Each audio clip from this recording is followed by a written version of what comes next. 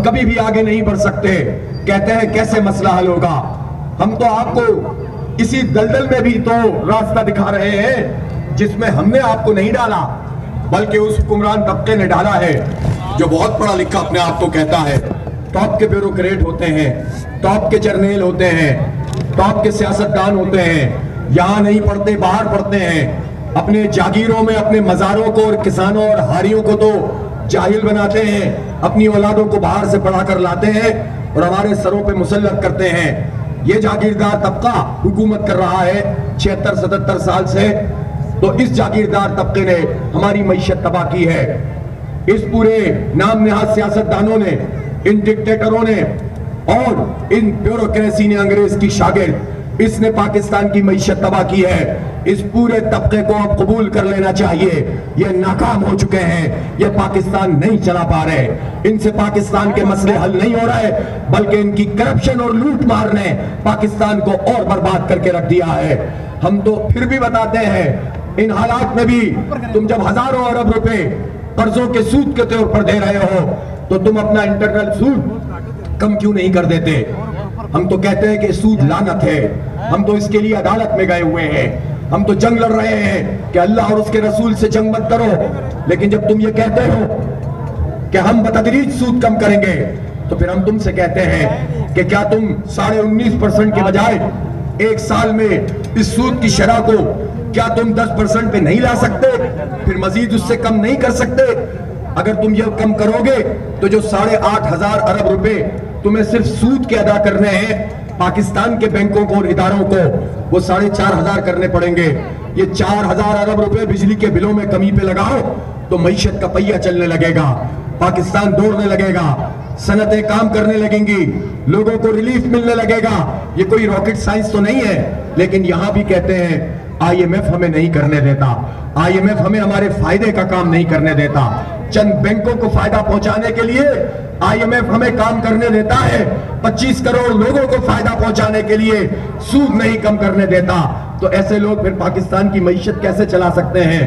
ہم انہیں بتاتے ہیں تم 1300 cc میں آ جاؤ, تم فری پیٹرول ختم کر دو, تم فری بجلی ختم کر دو, تم بڑی بڑی جاگیروں پر ٹیکس لگاؤ, 1,000 ارب روپے سے زیادہ بچت ہو جائے گی. اس کو لوگوں کو ریلیف دینے میں استعمال کرو.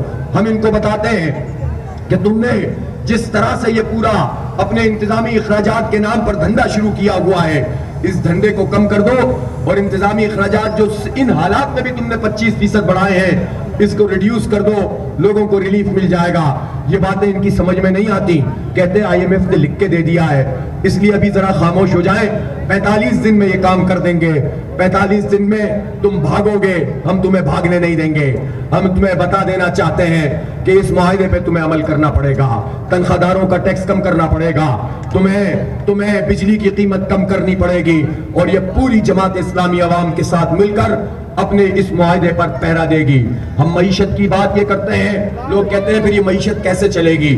پہلی بات تو یہ ہے کہ اگر پاکستان کے عوام بڑی تعداد میں جماعت اسلامی کے ساتھ آ کر کھڑے ہو جائیں, لاکھوں کروڑوں کی تعداد میں ہمارا ساتھ دینے لگے, جگہ جگہ پر ہمارے ساتھ شامل ہوتے چلے جائیں, اور پھر اگر کوئی انتخاب ہو تو اس انتخاب میں بھی ہمارے ساتھ کھڑے ہوں, اور اگر کوئی انقلابی جد و جہد ہو, پرامن مزاحمت ہو, اس میں بھی ہمارے ساتھ آ کر یہ نوجوان کھڑے ہو جائیں. اور جب ہم عوام کی رائے سے, جمہور کی رائے سے جب حکومت میں آئیں گے تو ہم اکیلے اور تنہا نہیں ہوں گے. پھر یہ نہیں ہوگا کہ حافظ نعیم الرحمن دائیں دیکھے تو ATM, بائیں دیکھے تو ATM, آگے دیکھے تو جاگیردار, پیچھے دیکھے تو سرمایہ دار, اوپر سے امریکہ, دائیں بائیں سے جرنیل, پھر تو کچھ بھی نہیں کر سکے گا. لیکن اگر عوام کی طاقت سے ہم آگے آئیں گے, اگر جمہور ہمارے ساتھ چلیں گے, ان کی تائید ہمیں ملے گی, اور ان کی تائید صرف ہمدردی تک نہیں ہوگی, صرف باتوں تک نہیں ہوگی, ان میں سے ایک بڑی تعداد ہمارے ساتھ چلنے لگے گی, ہمیں ووٹ کرنے لگے گی. تو میں آپ کو یقین دلاتا ہوں, اللہ تعالیٰ کی ذات پر مجھے بھروسہ ہے کہ یہ جماعت اسلامی ہی اس ملک کو, اس کی معیشت کو تباہی سے بچا سکتی ہے. ہمارے پاس وہ اقدامات موجود ہیں جس سے انشاءاللہ ہم پاکستان کو اس گرداب سے نکال دیں گے. ایکسپرٹس بھی موجود ہیں, حالات بھی اس نوعیت کے موجود ہیں. اس لیے ہم زکوٰۃ کے نظام کو نافذ کریں گے. جب کروڑوں کی تعداد میں لوگ ساتھ دیں گے تو مجھے یقین ہے کہ مائیں بہنیں اپنی قربانی دے کر اپنے زیور لے کر حکومت کے خزانے میں جمع کرائیں گی. مجھے یقین ہے کہ کوئی ٹیکس لگائے بغیر اس زکوٰۃ کی رقم سے جو صنعتکار ہمیں دیں گے، جو تاجر ہمیں دیں گے، اور جو نہیں دے گا اس سے ہم لیں گے، اس لیے کہ یہ اللہ کا حق ہے. کوئی اس سے انکار نہیں کر سکتا. اسی زکوٰۃ کے نظام سے انشاءاللہ اس معیشت کو چار چاند لگائیں گے، خطے کا امام بنائیں گے. اس ملک کے پاس خزانے ہیں، اس ملک کے پاس سمندر ہے، اس میں پورٹ ہے، اس میں لہلاتے کھیت ہیں، اس میں پہاڑ ہیں، اس کے محنت کش عوام ہیں، اس کے مزدور اور کسان ہیں، اس کے نوجوان ہیں جو اتنی بڑی تعداد میں ہیں. پھر ہم آئی ٹی کی فیلڈ میں آگے بڑھائیں گے. پورا ہمارے پاس نقشہ موجود ہے. کبھی آؤ بیٹھ کر بات کرو، سب کچھ سمجھائیں گے. لیکن اس کی شرط یہ ہے اس تحریک کو اب آگے بڑھنا چاہیے، انقلاب کے اس پیغام کو بھی اب آگے بڑھنا چاہیے. اور انشاءاللہ ہم اس پیغام کو گلی گلی لے کر جائیں گے، کوچا کوچا پہنچائیں گے، اور دیہاتوں میں اور شہروں میں اور گلیوں میں اور بازاروں میں اور مسجدوں میں سب پر انشاءاللہ تعالی سب جگہ پر پہنچیں گے اور حق کا پیغام پہنچائیں گے. آپ سب لوگ اس بڑی جد و جہد کے لیے تیار ہیں کہ نہیں تیار ہیں؟ لوگوں سے پوچھنا چاہتا ہوں، کیا آپ جماعت اسلامی کے ساتھ چلنے کے لیے تیار ہیں؟ جب آپ بھی تیار ہیں، آپ بھی تیار ہیں اور آپ بھی تیار ہیں تو پورا پاکستان تیار ہوگا انشاءاللہ. 14 اگست کو ہم اپنی اس بڑی رابطہ عوام مہم کا اعلان کریں گے اور اس کے بعد عوامی کمیٹیاں بنائیں گے، سب کو ساتھ لے کر چلیں گے. ماں بہنوں کی کمیٹیاں بنیں گی، نوجوانوں کی کمیٹیاں بنیں گی، اسٹوڈنٹس کو ساتھ لے کر چلیں گے. تعلیم کے میدان میں جو کچھ ہو رہا ہے، صحت کے میدان میں جو کچھ ہو رہا ہے، اس سب کو اجاگر کریں گے. اور ایک بات میں یہ ضرور کہنا چاہتا ہوں، یہ پنڈی شہر ہے، یہ جڑواں شہر اسلام آباد ہے. اسلام آباد میں سپریم کورٹ موجود ہے. چیف جسٹس آف پاکستان نے ختم نبوت کے حوالے سے جو فیصلہ دیا ہے وہ فیصلہ ہمیں منظور نہیں ہے، اس لیے کہ اس فیصلے میں انہوں نے یہ بات بھی لکھ دی ہے کہ قادیانیوں یعنی احمدیوں کو مسلمانوں کی طرح عبادت کرنے کا حق حاصل ہے. آئین کے مطابق احمدی مسلمان نہیں ہیں، وہ اقلیت ڈکلیئر کر دیے گئے ہیں. جب آپ فیصلے میں ہی اس بات کو واضح کرتے ہیں تو فیصلے کے دوسرے حصے میں اس کے خلاف آپ فیصلہ کیسے دے سکتے ہیں؟ لہذا بہتر یہ ہے کہ ہم کل خط ان تک پہنچا رہے ہیں انشاءاللہ.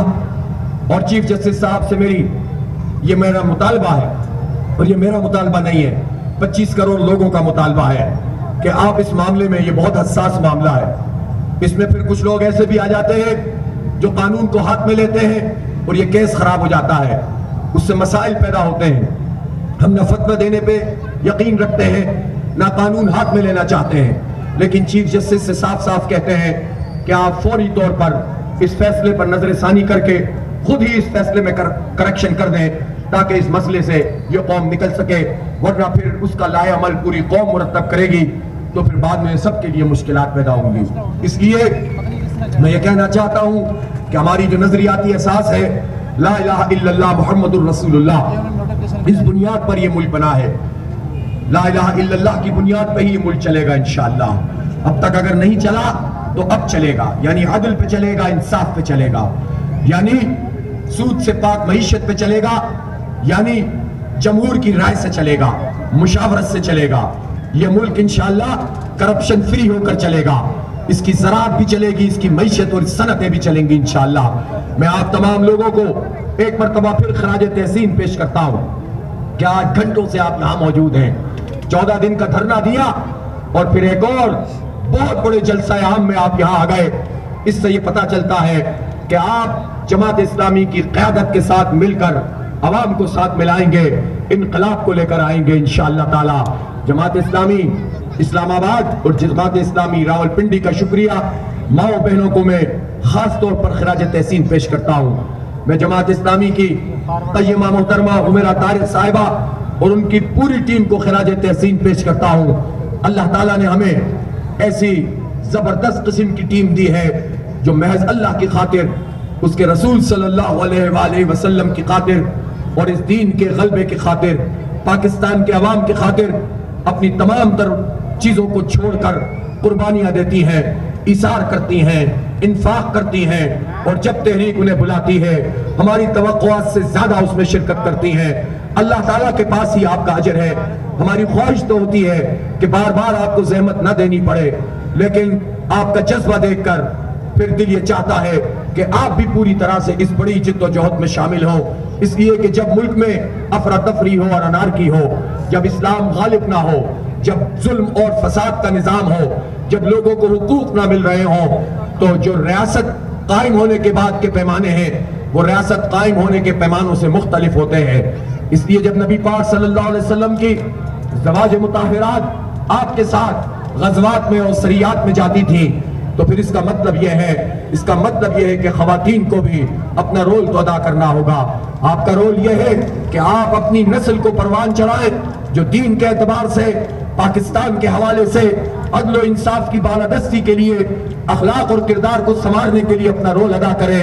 اور وہی آپ کی یہ ذمہ داری بھی ہے کہ جب تحریک اس راستے میں آپ کو بلائے تو آپ اپنے حالات کو دیکھتے ہوئے، اپنی حدود اور قیود کو دیکھتے ہوئے اس تحریک میں بھرپور کردار ادا کریں.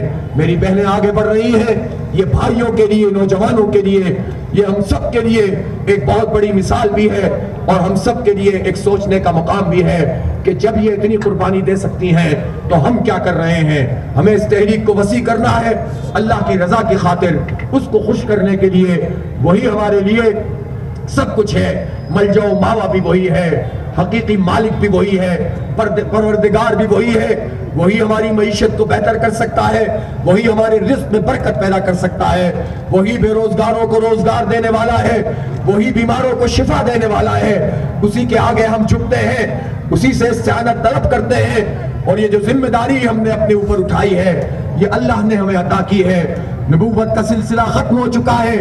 کار نبوت یعنی دین کی اقامت کا کام یہ امت کے سپرد ہوا ہے. امت نے اس کام کو چھوڑا ہے تو امت کو اس کام پہ لانا ہم نے اپنی ذمہ داری سمجھا ہے. اسی لیے جماعت اسلامی بنی ہے. تو جماعت اسلامی دین کی اقامت کی تحریک ہے اور دین کی اقامت کی یہ تحریک ظلم کی ہر شکل کے خلاف اٹھ کر کھڑی ہوتی ہے. تنظیمی اجتماع بھی ہماری تحریک ہے، دعوتی پروگرام بھی ہماری تحریک ہے، درس قرآن بھی ہماری تحریک ہے، تربیت گاہ بھی ہماری تحریک ہے، شب بیداریاں زیارت قبور بھی ہماری تحریک ہے اور جلسے بھی